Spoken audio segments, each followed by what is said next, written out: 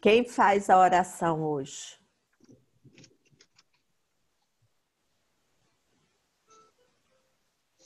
A Ana. Ô, tadinha, ela tá impossibilitada. Faz aí, Estefânia. Tá bom. Obrigado, amado Mestre, por mais um dia de glória, de um sol iluminando nossos corpos e nossos espíritos, que possamos ter um dia agradável, que renove nossas esperanças a cada dia que passa. Estamos otimistas por dias melhores para nós e principalmente por nossos irmãos que estão passando por dificuldade. Oramos por eles para serem fortes e vencerem esse momento difícil. Oramos pelos nossos entes queridos que já partiram, que voltaram ao caminho da casa do Pai. Oramos pelos nossos doentinhos, pela Ana Lúcia, que já está no processo de partida, que Deus um dia prepare o melhor para ela, que Jesus ampare nos braços, tornando mais leve a sua partida, se for esse o seu desígnio no momento. Fortaleça a família para receber esses cuidados com ela que está cumprindo, que seja mais tranquilo, com mais leveza, conformidade no coração, nesse momento difícil, que não é fácil para dizer, mas sim muito difícil para vivenciar. Abençoe o nosso planeta, Senhor. Nesse momento, traga paz, traga saúde para o planeta, traga saúde para os nossos governantes, traga saúde para os nossos corações. Abençoe todos os lares, Senhor, do planeta, inclusive do Brasil.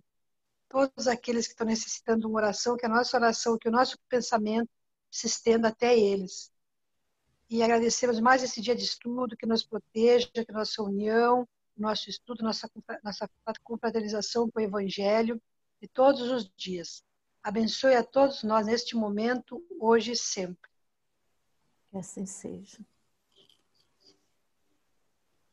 Gente, eu vou contar uma coisa aqui para vocês, que a prece que a Estefânia fez ali me fez recordar agora que nesse meu sono dessa madrugada, eu fui levada, eu me lembrei agora na prece, eu fui levada, esse pessoal que passou, muitos deles, né, eu acho que não são todos, não sei, mas muitos deles estão numa colônia boa, tá? Eu fui levada até lá, aí eu dizia assim, mas por que não me trouxeram também? Aí diziam para mim assim, porque ainda não é sua hora. Aí eu dizia, mas eu queria estar aqui também, eu queria ficar aqui. Me lembrei agora quando você falou, né, nossos irmãos que estão aqui, tudo em dificuldade, me veio de volta à mente, né, que eu tive, né, nesse lugar, que eles estão bem, que eles estão bons, né, o lugar é bom. Aí eu queria também ficar, não me deixaram. Estava viajando bem longe. Para Então, você ver, né? então Você não vai me estar melhor que a gente, né, Malu? Tá sim, e eu digo, oh, meu Deus, por que não me trouxeram também? Aí eles diziam assim, porque ainda não é a sua hora, pode voltar. Pode Oh, voltar. meu Deus, pode voltar, ainda não é. Pode voltar, Ai, vai trabalhar para conquistar, né? Falando para nós, né? exatamente. Oh, vai trabalhar, vai lá e trabalha. Trabalha e conquista, né? Exato. Se vier agora, vai para São Paulo, não vem para cá, não, vai trabalhar mais. Vai trabalhar. Exatamente. Então vamos lá, gente. Vê que capítulo difícil para nós, ensino não fácil de nós realizarmos, algo difícil. Por isso que ele vem falar, um capítulo grande, vem falar muitas vezes para nós, né? Dos títulos desse capítulo, pensa bem, né? Pensa bem como Kardec ele põe com muita sabedoria, né? Perdoar? Para que perdoar? É. Perdoar para se ter o perdão. Nesse sentido, devemos fazer a reconciliação com os nossos adversários. E nessa reconciliação, devemos fazer o sacrifício mais agradável a Deus. Fazermos o sacrifício significativo mesmo do nosso orgulho nessas reconciliações. Porque nós carregamos a trave e não devemos atirar pedras. Beleza? Sim. Então vamos lá.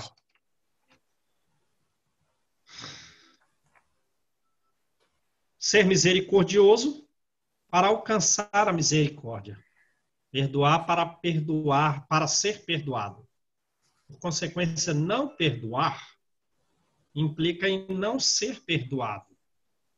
Se alguém errou conosco, façamos a cobrança da falta em particular, a sós com a pessoa. E dessa forma ganharemos um irmão. Porque o perdão que devemos dar aos outros, e portanto o que necessitamos, é o perdão sem limites. Certo? Se não somos misericordiosos, também significa, se não perdoamos, também significa que nós não somos brandos, que nós não somos pacíficos.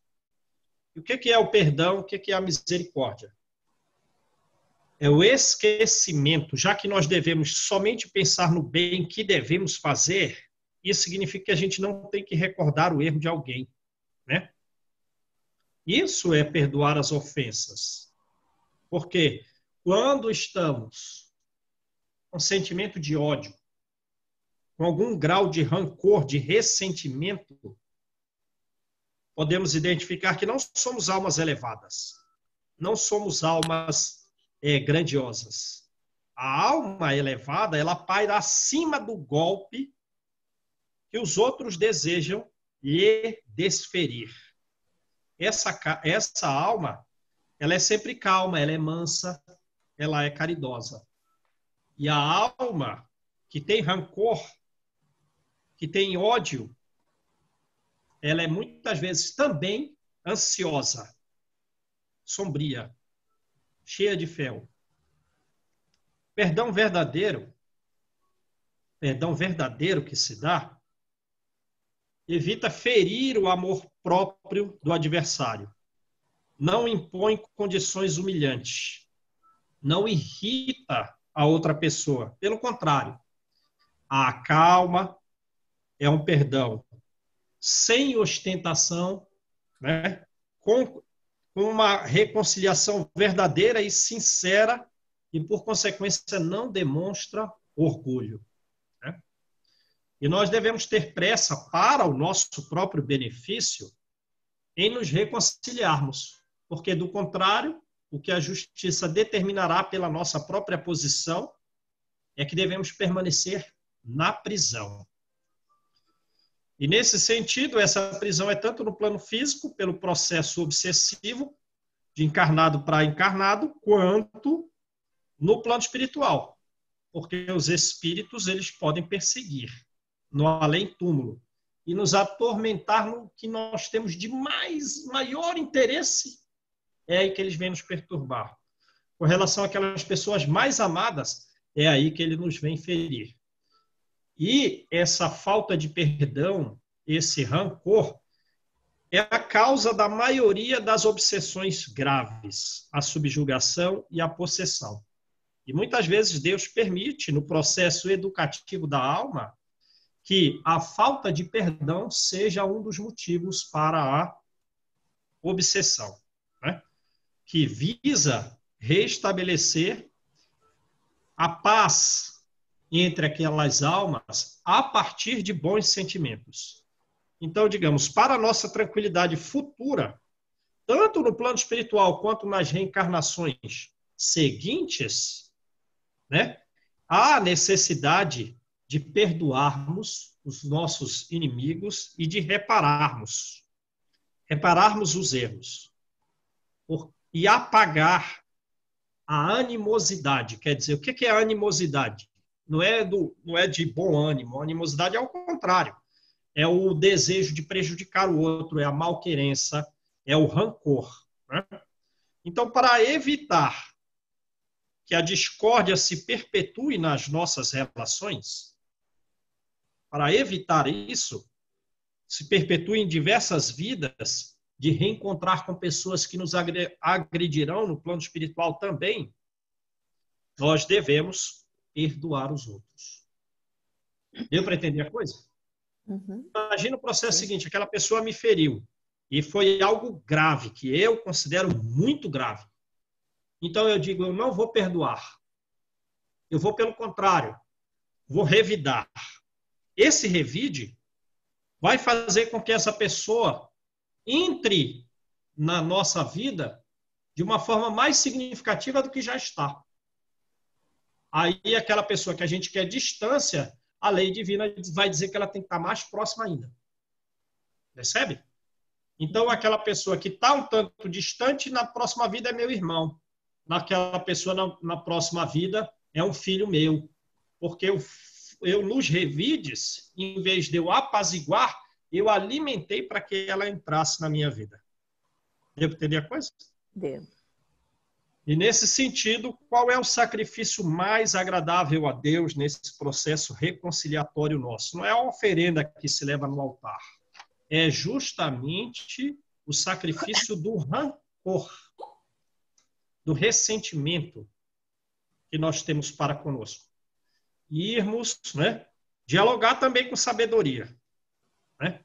Mas sacrificar esse rancor, sacrificar esse ressentimento, esse é o sacrifício mais agradável a Deus. Portanto, há uma necessidade de nós perdoarmos, de repararmos, enfim, de purificar o nosso pensamento de todo pensamento mal. Porque no reino de Deus, quer dizer, nas colônias espirituais superiores, não se entra com sentimento de ódio, com sentimento de rancor, com malquerença dos outros, né? Uhum. E há uma hipocrisia, portanto, de desejar retirar o cisco do olho alheio sem primeiramente retirar a trave do próprio olho. Observar o defeito alheio e não o próprio é uma das maiores imperfeições nossas, né? Ver o mal alheio e não ver o próprio. E essa imperfeição, ela deriva do orgulho, que disfarça com pensamentos ao nosso próprio raciocínio os nossos defeitos, né? E essa imperfeição, ela é, por consequência, se é fruto do orgulho, contrária à caridade. Porque a caridade, ela é sempre modesta, ela é sempre tolerante para com as faltas alheias. A caridade é sempre indulgente para com as faltas alheias. Porque o orgulhoso, ele crê no quê? Crê na supremacia das suas qualidades, quer dizer, que as suas qualidades estão superiores às qualidades dos outros. Então, ele não tem abnegação suficiente para ressaltar o bem que existe no outro. Porque assim ele faz elevar o outro acima dele mesmo. Então, o que o orgulhoso faz? Ele ressalta o mal que tem no outro, para que ele fique exaltado. O orgulho, portanto, está na base de quase todas as imperfeições humanas. E é o principal obstáculo ao nosso progresso, porque a falta de perdão tem vínculo com o orgulho. Não devemos atirar a primeira pedra como Jesus não atirou e não permitiu que fossem atiradas pedras na mulher adúltera, né? Ora, se não vamos atirar pedra, existe para nós a indulgência, o perdão das ofensas alheias como um dever. Porque nós próprios precisamos da indulgência. Não podemos condenar os outros daquilo que nós mesmos nos absolvemos, né? Não podemos julgar os outros com severidade se a nós mesmos não estamos julgando com severidade, né? Não censurar, não ver se aquela censura que muitas vezes damos aos outros, não cabe para nós. Certo? Uhum. Agora, censurar para reprimir um mal, censurar alguém para reprimir um mal é louvável. Em certas ocasiões, é realmente um dever. Porque dessa repressão do mal que o outro iria praticar, pode surgir um bem, e é uma espécie, digamos assim, de supressão do mal da sociedade, de auxílio ao semelhante, principalmente para aquele que iria praticar o mal, e não do que iria receber. Porque o que recebe o mal alheio está ressarcindo débitos. E aquele que iria praticá-lo vai adquirir. E, às vezes, nessa aquisição do mal, talvez tenha séculos de problemas futuros com relação a isso. Não é? Sim. Agora, então veja, se você censura alguém para que surja daí o bem, para que o mal seja suprimido da sociedade, para auxiliar as pessoas, principalmente o que ia praticar o mal. É uma coisa, isso é um dever, a gente tem que fazer. Agora, censurar por maledicência, para desacreditar o outro perante um grupo, isso é maldade. Uhum. Percebe? Então, o que é mais principal, o que é importante é qual é o motivo pelo qual nós censuramos alguém num momento ou no outro. Porque o motivo vai dizer se estamos procedendo corretamente ou incorretamente. O ato é o mesmo, a censura. Mas o motivo é diferente. Certo? Então, veja, aquele ditado não julgar para não ser julgado não é um ditado absoluto. Nosso próprio mestre Jesus, ele censurou muitas vezes o mal de forma enérgica. Certo? Ele censurou, chamou de hipócritas e explicou a razão da censura que ele lançava. Agora, então, quando nós vamos censurar, o que é importante? É com que autoridade nós estamos censurando?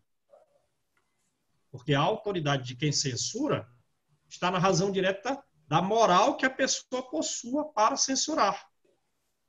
Agora, o culpado da mesma falta que condena do outro, ele perdeu o direito de censurar, perdeu o direito de reprimir, certo? E a própria consciência do outro vai negar o respeito, vai negar a submissão àquele que está a censurar, se esse que censura pratica os mesmos equívocos, certo? Então, vamos censurar? Vamos. Mas, com que autoridade? Essa autoridade só advém do exemplo no bem. É o que se pode tirar do ensino de Jesus, quando ele próprio censurava. Beleza? Beleza. Então, vamos às mensagens dos Espíritos, as instruções dos Espíritos. Perdão das ofensas. A mensagem primeira é de Simeão, né? O perdão é dos ensinos de Jesus os mais relevantes. Tanto é que está na oração do Pai Nosso. Percebe? Então, é algo que é dos mais relevantes e é o que é uma das coisas mais difíceis para nós fazermos. O perdão é o quê? É o esquecimento de si mesmo. Porque a gente tem que pensar no bem que devemos fazer. Então, para perdoarmos, devemos esquecer de nós mesmos. E esse esquecimento tem que ser tal a ponto de nós nos tornarmos invulneráveis aos ataques e às injúrias alheias. Quando se atinge esse grau, né, adquirimos um grau também muito elevado de brandura e de humildade, a tal ponto da gente não ficar medindo a nossa mansuetude. É fazer o que desejamos fazer aos outros, o que desejamos que Deus nos faça, porque Ele não está a nos perdoar diariamente. Né? Perdoando, seremos perdoados. Abaixando-nos, seremos elevados. Né? Humilhando-nos, Deus nos levará a uma boa colônia espiritual. Né? E nós devemos, então, com relação a esse ensino, que é difícil para nós devemos meditar muito sobre isso. Meditar muito sobre a necessidade do perdão. Ora, e o mérito do perdão está na proporção da gravidade do mal recebido. Desculpar, né? Coisas suaves, coisas leves, uma palavra ou outra, não tem mérito, né? Perdão tem que ser de coisas que nós próprios consideramos grave. Uhum. Então, perdão não é, como se repete na oração do Pai Nosso de forma maquinal, não é questão de palavra. Não pode ser uma palavra vã dita. E esse Espírito Simeão diz, vocês não se dizem espíritas? Vamos medir se vocês são espíritas ou não porque vocês se dizem espíritas, mas pelo grau efetivo de perdão que doamos aos que nos ferem. Esquecer o mal, não pensemos senão no bem que podemos fazer. Porque se eu estou lembrando do que o outro me fez sofrer, eu estou me botando no centro da ideia. Não, esquece essa ideia e pensa só no bem que podemos fazer. Nós estamos com o Espiritismo nos enveredando no bom caminho.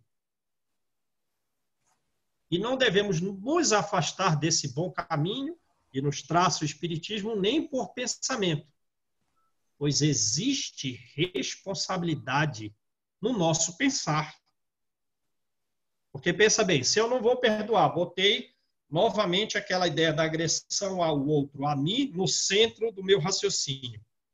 Ora, naturalmente aqui, mentalmente, eu estou já num processo obsessivo.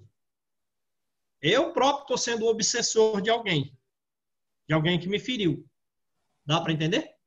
Uhum. Eu estou sendo obsessor, porque a pessoa me fez um mal há 10 anos. Aí eu estou aqui remoendo aquela coisa, e esse pensamento vai no outro. E volta para mim. Com velocidade mais rápida que a velocidade da luz. Lembram disso? Sim. E vai denegrir o perispírito e a saúde física do outro e nossa. Isso é não sair da prisão. Então, a gente tem que se afastar desse pensamento e pensar somente no bem que podemos fazer, porque esse pensamento gera responsabilidade. Agora, como tem no capítulo anterior, né? Surge a ideia, mas eu contraponho essa ideia com uma ideia positiva, então eu estou fazendo desse pensamento negativo que queria surgir um degrau para que nós subamos, né? Então, no nosso pensamento ideal é que a gente chegue nele num tal grau que não tenha rancor. Porque se houver rancor, nós estamos nos prejudicando, perispírito e corpo físico, e também ao outro envolvido na ideia. Deu para entender? Sim. Sim. Aí, nesse sentido, a pessoa que dorme dizendo nada tenho contra meu próximo, está muito bem. Mas tem que ser muito no fundo da alma. Porque assim ela pode se elevar. Agora, aquele que carrega esse pensamento de rancor, ele se desdobra e vai encontrar o outro. Ele se desdobra e vai digladiar. E vai para o mundo espiritual num processo de agressão verbal ou física. Ou semifísica. E assim ele volta pior do que ele estava antes de dormir. Deu para entender? Uhum. Ele foi lutar. Porque aquele sentimento vai levar ele para lá. Como tem no livro Entre a Terra e o Céu, cheio disso. A próxima mensagem é a de Paulo, né? também sobre o perdão das ofensas. Então, vê o mesmo assunto por dois espíritos diferentes. Depois, basicamente, esse capítulo só fala do perdão e da indulgência, que é a mesma coisa. E diversas mensagens sobre o mesmo ponto, para você ver a nossa dificuldade com relação a perdoar. Pedir perdão aos inimigos, pelo que a gente relatou até anteriormente, que nos vincula aos outros mesmo no plano espiritual, mesmo quando dormimos, é pedir perdão para si. Porque a saúde psicológica, a saúde perispiritual, a saúde física, mental, é fruto do perdão que damos aos outros. Quando um amigo erra conosco, perdoá-los é demonstrar amizade. Agora, se somos duros, se somos exigentes, inflexíveis, rigorosos, como é que nós vamos querer que a lei divina seja indulgente para conosco todo dia? Não tem como. Não tem como. Então, quem diz assim, eu não perdoo. Talvez até tenha razão para não perdoar. Vocês acham que os espíritos superiores vão, digamos, retirar a razão da pessoa? Porém, ela não sai desse processo de falta de saúde. E ela própria está se condenando, pelo que nós estamos comentando, por não perdoar alguém, né? E nesse processo de um conflito que surge com falta de perdão de ambos os lados, será que não fomos nós o primeiro a desferir um golpe? Não fomos o primeiro a dizermos, ou em algum momento dizermos palavras injuriosas? Não fomos um dos que nessa relação deixou de proceder com toda a moderação? Será que não agimos com represálias?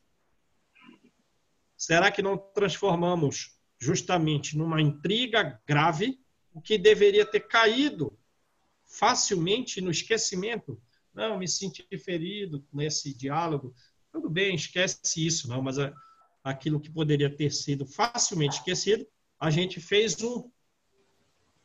uma guerra infinita de palavras, né? Cabia de nós impedir o fato e nós não impedimos, né? Ora, aí a gente analisa. Quem é que ficou livre de tudo isso? Basicamente ninguém. Mas se não existe reprovação em nós mesmos da nossa própria conduta, se perdoarmos, esse perdão é ainda mais meritório.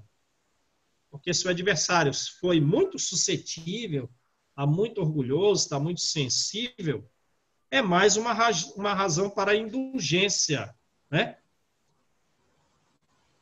E para verificarmos se não erramos justamente naquilo que nós censuramos nos outros. O ensino é difícil porque falar do perdão é uma coisa. E efetivamente perdoar no coração é outra. Porque nesse sentido aí acontece um mal para outra pessoa. Aí surge em nós um sentimento de prazer com algum sofrimento que o outro passou, a ponto de até a pessoa dizer, né? Ou não dizer, mas já sentir um determinado prazer com o sofrimento que o outro passou e dizer, ou dizer, mereceu que isso é o que ele merecia, né? Ou dizer, tá bom, eu perdoo, mas não quero nunca mais ver essa pessoa. Que perdão é esse? O que perdoa tem que realmente lançar um véu no passado, já que ele tem que pensar só para o futuro, pensar no bem que podemos fazer, né? Porque não dá para perdoar mais ou menos, ou fingir perdoar, porque a Deus não se engana. É só o esquecimento completo e absoluto das ofensas que denota uma grandeza de alma. O rancor é sempre sinal de baixeza, de inferioridade. E o perdão não pode ser por palavras da boca para fora. Tem que ser por atos. e atos amorosos, né? A próxima mensagem é a indulgência, de José. Indulgência é um sentimento doce e é um sentimento fraterno, que é pouco usado, que é pouco praticado entre nós, né? Não ver os defeitos alheios é ser indulgente. Ou ver os defeitos alheios, porque a ocasião assim nos proporcionou a coisa, porém não divulgá-los é ser indulgente. Ao contrário, a pessoa que é indulgente, ela oculta os defeitos alheios para que eles não sejam conhecidos de público. E, se os malevolentes descobrem os defeitos alheios, tem sempre desculpas razoáveis e sérias para com aquele que errou. A indulgência não se ocupa, quer dizer, não pensa nos maus atos alheios. A exceção é se é para prestar um serviço, se é para fazer o bem. E mesmo aí, ela toma cuidado para atenuar o máximo possível, sem dizer observações chocantes, sem censurar, e muitas vezes dando conselhos velados. Porque qual é a consequência que se tira quando nós estamos a criticar os outros? É que nós valemos mais que a pessoa, né? E que nós não praticamos aquilo que nós estamos censurando. Dessa forma, o que é importante, já que devemos ser indulgentes, não nos preocuparmos com os erros alheios, a não ser que seja para prestar um serviço, quer dizer, evitar o mal e praticar o bem. E, nesse sentido, devemos dar bons conselhos e não informações chocantes, né? Então, o que é que nós devemos fazer? Devemos julgar a nós mesmos. Qual é o meu sentimento com relação a essa pessoa?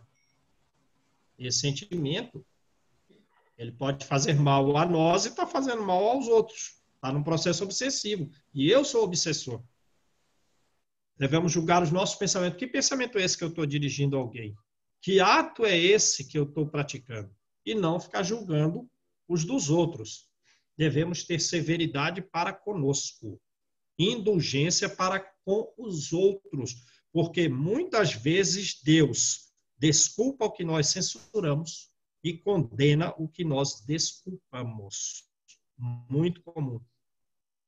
Então, muitas vezes quem grita, condenação, que essa pessoa seja condenada, que ela não entre em uma boa colônia espiritual. Talvez quem está gritando isso cometeu falta mais grave ainda.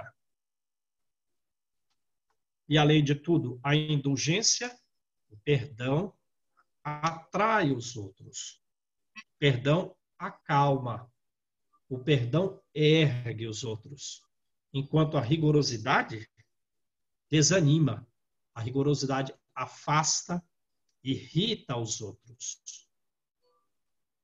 A outra mensagem, também da indulgência, é de João, bispo de Bordeaux.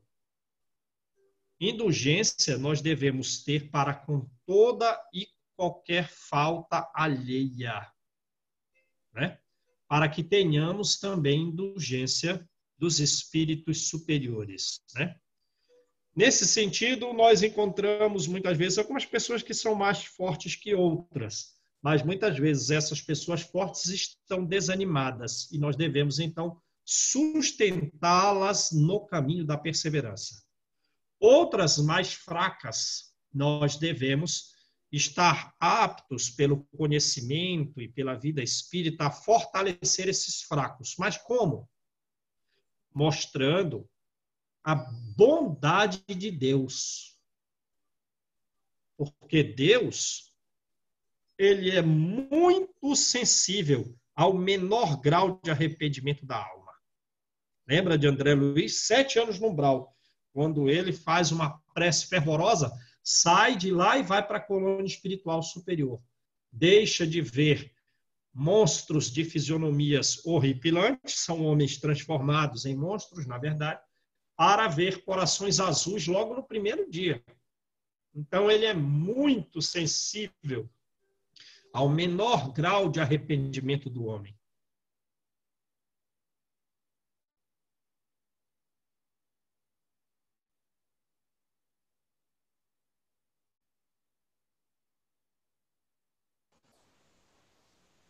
João, você travou.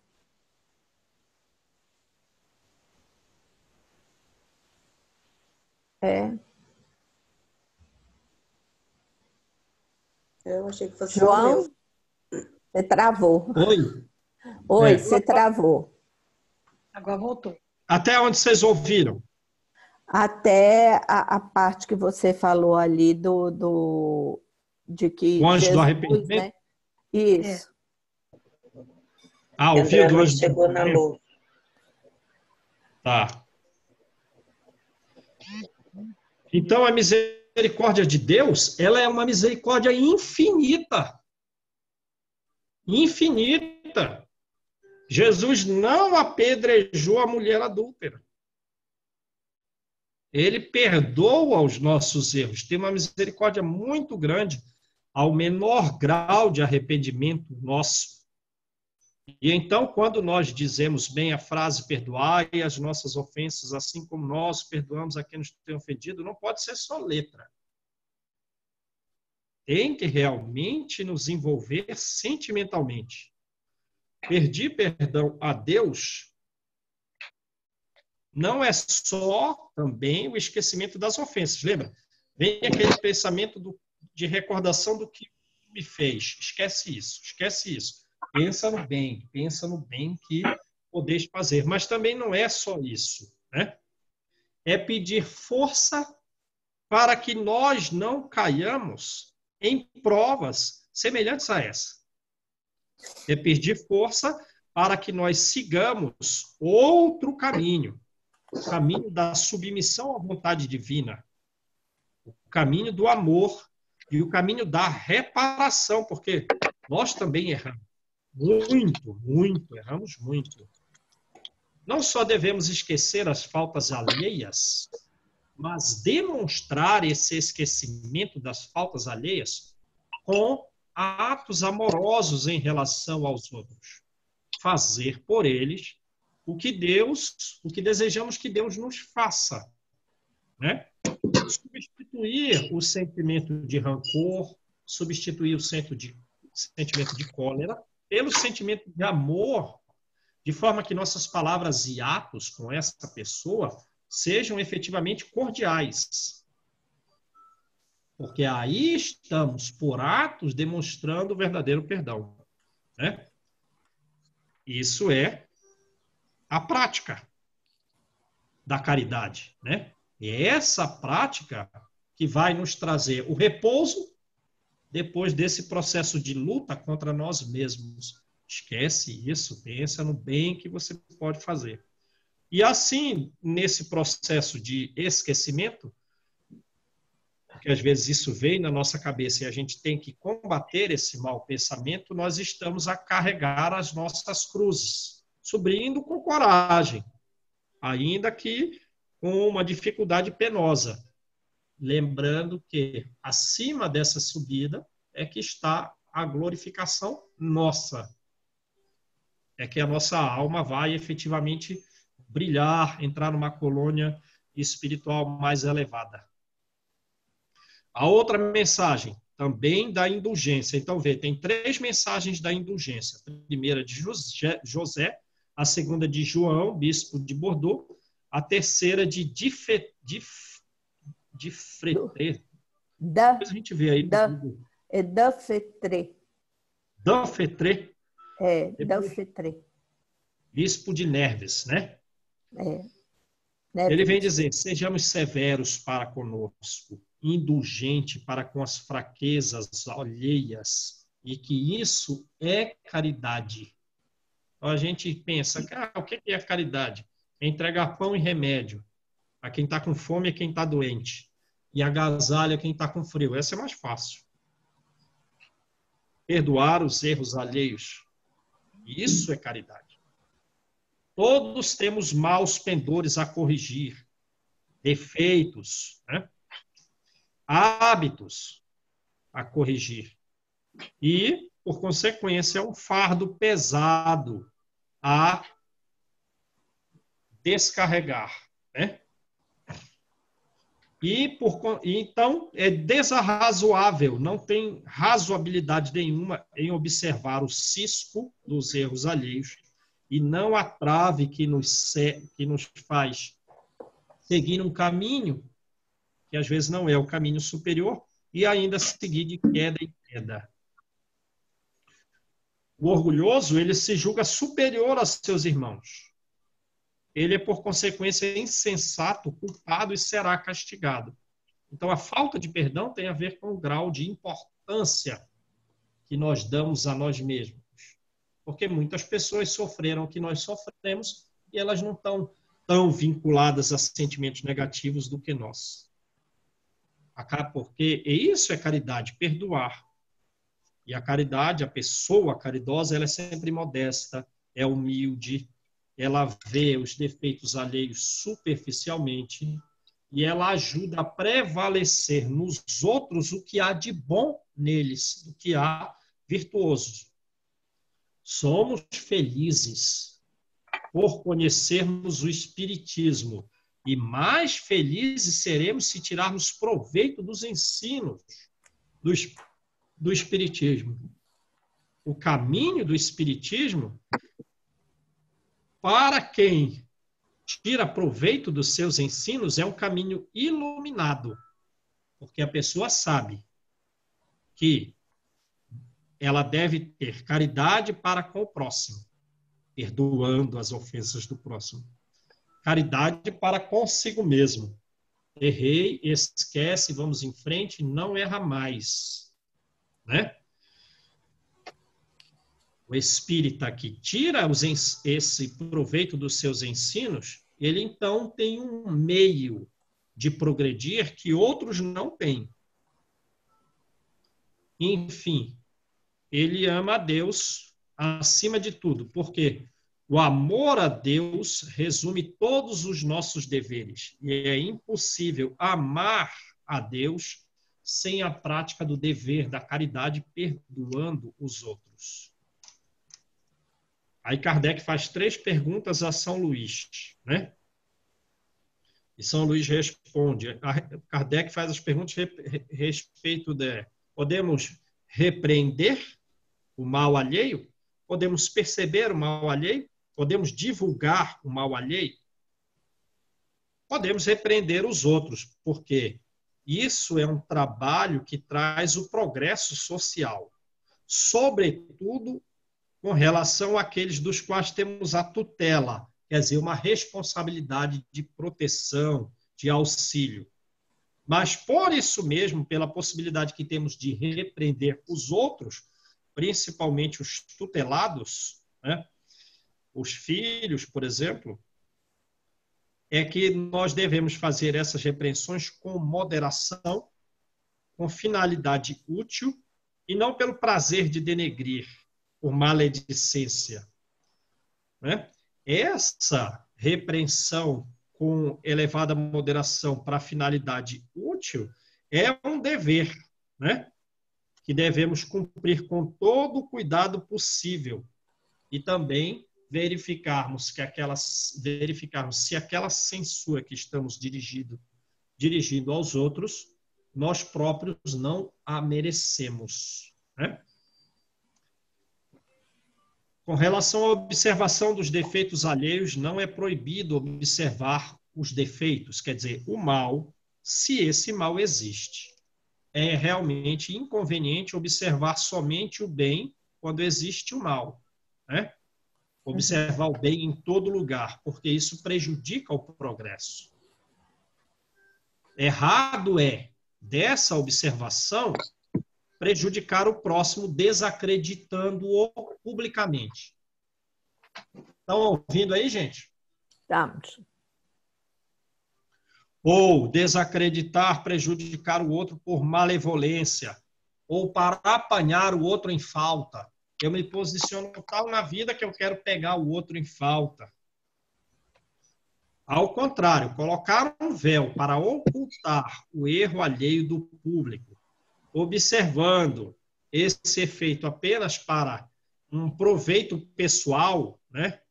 Para exercitarmos em nós, em não realizarmos o que nós reprovamos nos outros, isso é uma espécie de estudo sobre a moral que é útil ao homem, né?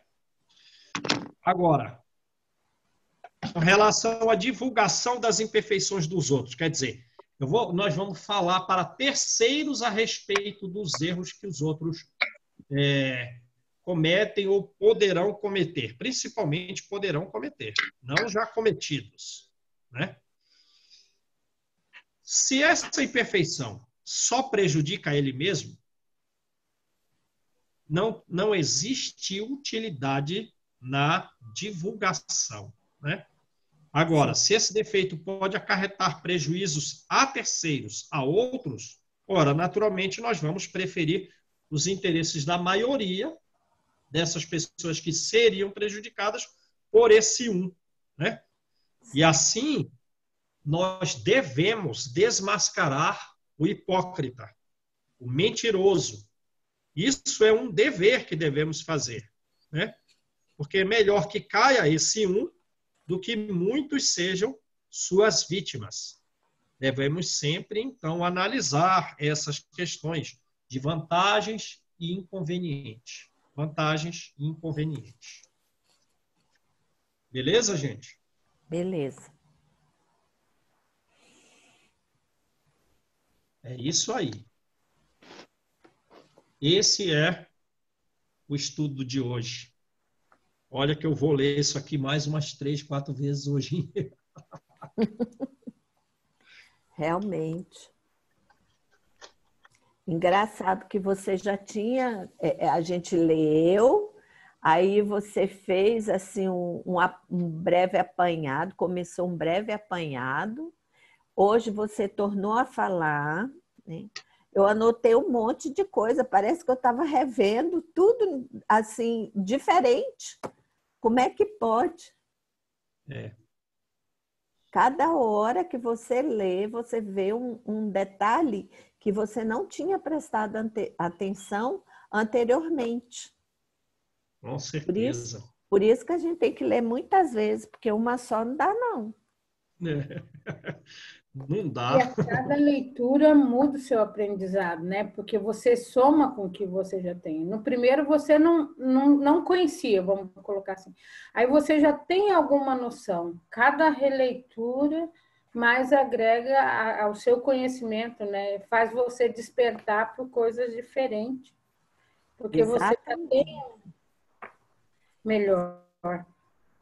Então, foi igual, João, eu comecei, eu tô relendo, quer dizer, estudando os domínios da mediunidade, porque quando eu entrei lá com vocês, tá? A primeira aula que eu assisti, vocês já estavam no capítulo 26, que era da psicometria. Quer dizer, já nesse finalzinho aqui, ó. Uhum. Então, eu tenho tudo isso aqui. Aí, o bom é que você sempre está falando, né? Então, eu estou, assim, anotando tudo, devagarinho. Agora que eu cheguei no 8º, que é a psicofonia sonambúlica, daquele irmão que tinha os escravos, né? Que ele vai para a mesa mediúnica, tinha lá os escravos todos na época, e aqueles que fugiam, quando ele conseguia recapturar, além dele massacrar o camarada, ele ainda tirava a visão. E entregava aos cães, né? Nossa, que maldade. Muito mal. Muito, meu Deus do céu. Aí eu vou, eu anoto tudo devagarinho. Vamos ver se a gente faz aí meia hora do Evangelho e a gente faz algum comentário do livro Nos Domínios da Mediunidade, um resumo rápido assim de cada capítulo. Ai, eu vou adorar. É muito bom esse livro, hein? É, Muito, muito bom. Esse muito livro é bom. maravilhoso. É. Ô, João, Aí depois a vocês gente já vai fazendo um estudaram pouquinho o para livro cada dos livro do Espíritos? André Luiz. Vamos começar com Nos Domínios da Mediunidade, a gente fazendo um resuminho rápido aí, de 15 Beleza. minutos todo dia. Ok. Vamos sim. 15, A 10 gente minutos. pega um capítulo, né? A gente faz É. ele. É. O que é, Rô, que você falou? Vocês já estudaram o livro dos Espíritos?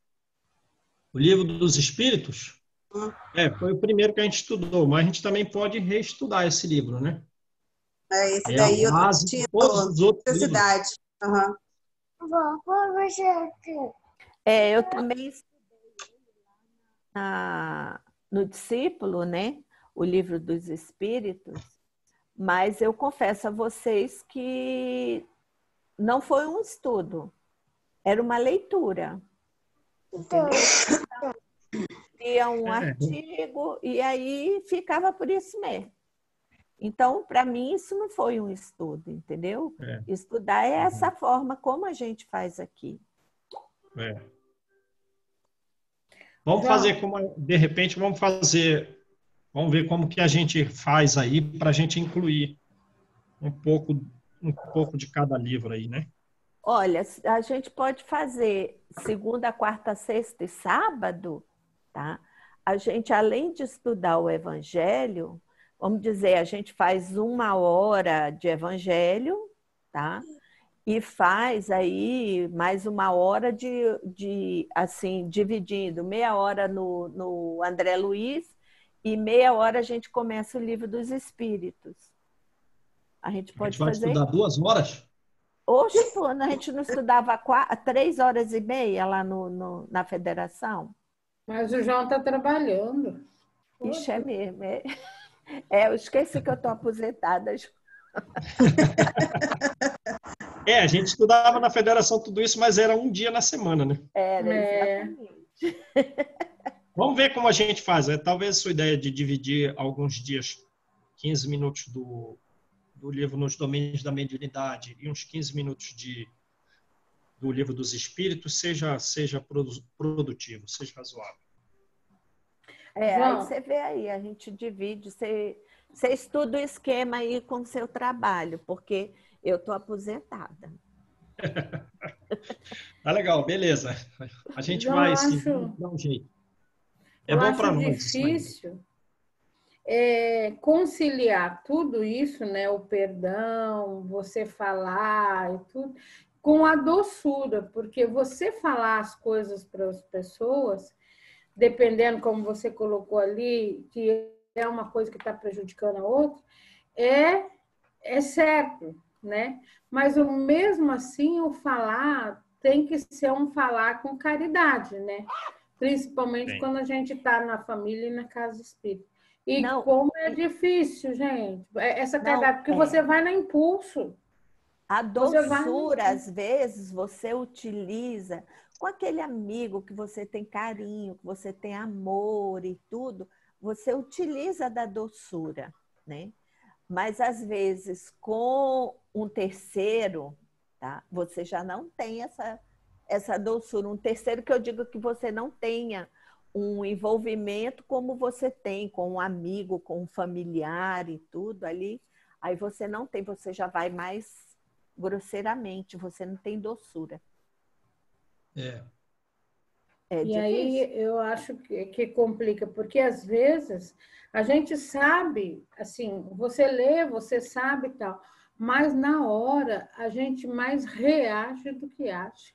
E aí que eu acho que está o problema, é a reação, porque com a reação vai muito só no impulso, né? E aí, por um momento, você esquece tudo que você leu. Você leu aqui. Não aprendeu, né? Não entrou, né? É como diz o outro, você não apreendeu, né? No fundo, não aprendeu, porque você age na resposta com uma reação. E a reação é o que você está de imediato. Você está com raiva, você reage à resposta dentro daquela raiva. não tira a sabedoria, né? Porque se você agisse, você procuraria a sabedoria da coisa, como falar, seria mais simples. Mas o problema é que a gente reage. E reage com grosseria, reage com estupidez, reage. E até a gente aprender mesmo tudo isso aqui, gente, pelo amor de Deus, pelo menos para mim, é muito difícil. É muito difícil. Com o tempo, Deise, com o tempo, eu também tenho dificuldade. Todos nós temos as dificuldades. Dependendo de com quem seja, é mais difícil, né? Aí, às vezes, até eu mesmo me pego assim de, meu Deus, eu não devia ter feito isso. Ave Maria, eu já estudei isso, já vi que a coisa tem que ser de forma diferente, mas a gente já fez, né? Aí eu começo a pedir perdão, digo, ai, sabe, eu fico ali pedindo perdão a Deus que não sei se ele vai me perdoar, não. Eu acho que eu tinha que ir atrás daquele a quem eu fui. Mas o certo seria, né? Viva, né? Mas o problema é que dependendo de onde você vai, se você tomar outra, você vai reforçar o que você já tem, né? Você vai reforçar o que já tem. Verdade. E aí que a gente, é por isso que a gente lê todo dia. A nossa vantagem é que ele conhece as nossas esforço, né, em fazer. Em pensar, em se dar conta do erro. Essa é a nossa vontade, porque se ele quisesse tudo pronto, nós estávamos bem enroladinhos. Sabe, né, que somos imperfeitos. Jesus sabe das nossas imperfeições, sabe que a gente está tentando lutar contra elas, né? Mas ainda, como uma vez o Chico Xavier disse, né? Eu ainda estou na carninha.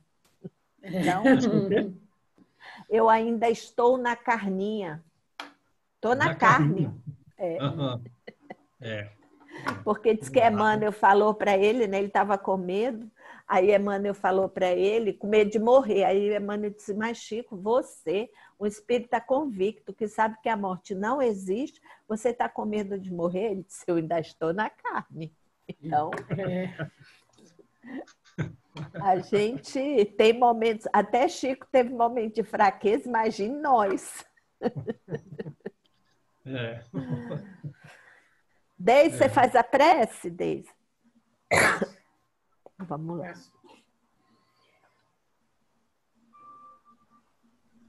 Senhor Jesus, mestre amigo, companheiro de todas as horas, e neste momento, Senhor, ao término dos nossos estudos, possamos fazer uma corrente de amor, levar, Senhor, aqueles que tanto necessitam.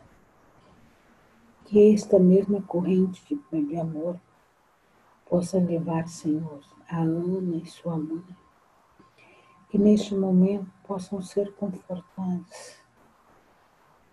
Que essa luz, Senhor, envolva as duas e todos aqueles que tanto necessitam dessa cura espiritual, desse amor incondicional que a espiritualidade amiga nos proporciona.